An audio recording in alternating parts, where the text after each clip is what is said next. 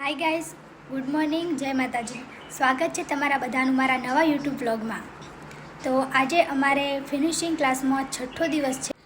આજે અમારે સેક્શન 11 અને 12 ચલાવવાના છે, જેની અંદર હુ, વેર, વેન, વેર એનો મતલબ શું થાય, એનો ઉપયોગ કરીને વાક્ય કઈ રીતે બનાવવાના, એ બધું આજે અમને ફિનિશિંગ ક્લાસમાં શીખવવાના છે.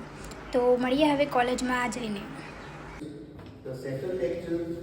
તો મિત્રો, હું આવી ગઈ છું ક્લાસમાં. તમે જોઈ શકો છો અમારા સર બહુ જ સરસ રીતે અમને શીખવાડે છે. There are three dimensions that we need to remember in telephone equipment. The phone. Keep your cell phone on silent mode before entering meetings room, theater, classroom, etc. The topics today you are going to learn is how to talk, yani hello, right?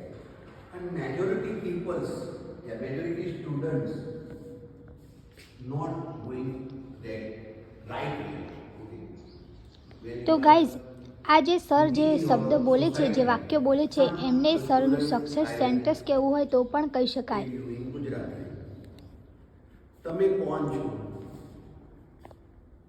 તમે શું કરી રહ્યા છો? તમે ક્યાં છો? અને તમે કેમ બેઠા છો? યા કેમ આ વસ્તુ કરી રહ્યા છો? બસ તમે આટલું તમારા દિમાગમાં યાદ રાખશો ને, બાકી બધું ઓટોમેટિક સેટ થઈ જશે. હોય ચાહે ઇન્ટરવ્યુ હોય, આ બધું જ તમને લાઈવ લાગુ પડશે. અને આમાં તમે મિસ્ટેક કરી એ તમારી પર્સનાલિટી, તમારી સોસાયટી, તમારી આજુબાજુ બધાને ઇફેક્ટ કરશે.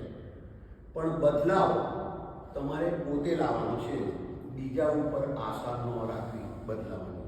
હજુ કહું છું, ઘણીવાર મેં બધા બહુ જ એમને જોયા છે જે એવું કહે છે, અરે પેલો નહીં બદલાતો, હું તો કેટલું બદલાઈ ગયો. ગલત. એને જે કરવું છે એ કરવા દો. Change your self first. બાકી બધું ભૂલી જાઓ. તમારે બદલાવ લાવવો છે કોના માટે? પોતાના માટે. તમે બદલાવ માંગો છો કોના માટે? પોતાના માટે. તમે બદલાવ દુનિયા બદલવા માંગો છો કોના માટે? પોતાના માટે. તો પહેલા પોતે બદલાવ ન, રાઈટ? બીજા કોઈ ના બદલાય એની તમે ચિંતા ના કરો. સૃષ્ટિમાં બધું પરફેક્ટ જ ગોઠવેલું છે. જે સ્ટુડન્ટ ફિનિશિંગ ક્લાસમાં રેગ્યુલર 5 દિવસ આવ્યું હોય એવા સ્ટુડન્ટને સર ભેટ સ્વરૂપે ચોકલેટ આપતા હતા. તમે સ્ક્રીન પર ફોટો જોઈ શકો છો. ત્યાં સરે થોડી એક્ટિવિટી પણ કરાવી હતી.